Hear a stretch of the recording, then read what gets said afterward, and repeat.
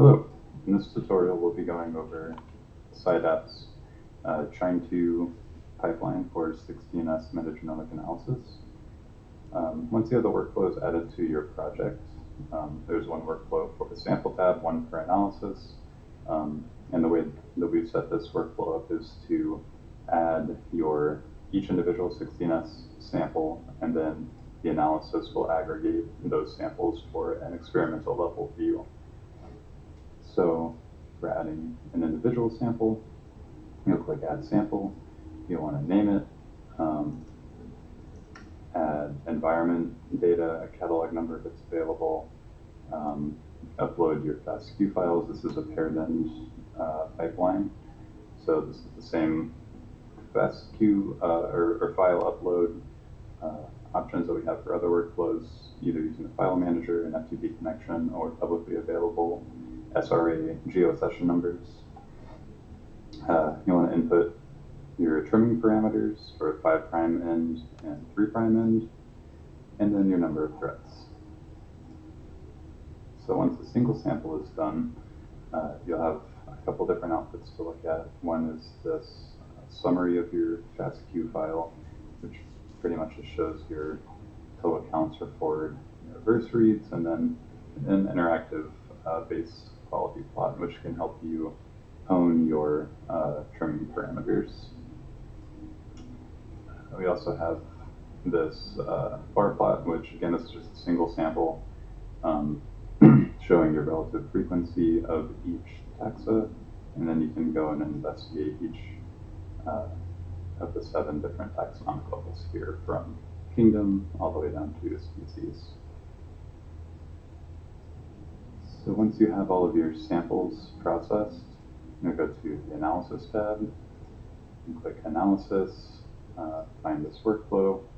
You want to name your analysis, and then upload a sample metadata file.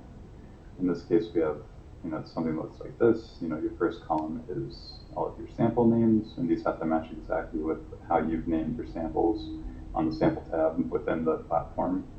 And then you have a few extra columns for metadata. In this instance, we'll be using time for principal coordinate analysis, and then condition for grouping our samples for differential abundance analysis. So for this metadata header, name for PCOA axis, we'll use time, and then condition for differential abundance analysis group. And then this input is for normalizing your data before differential abundance analysis is performed. And this is based on alpha rarefaction curve, which you'll get out at the end of this workflow. So this is kind of an iterative process. A good default to start with is just 1,000. If you do end up not getting this plot at the end of it, it'll just be absent in the list. That means that you need to reduce that value, because that means that the max depth that any of your samples have that you've aggregated is less than the value you've input here. So finally, you'd go in and select your samples that you want aggregated, and then click Save, and that will begin processing. And looking at the outputs, we have a similar to the single sample, we have now an aggregated sample sequence count summary.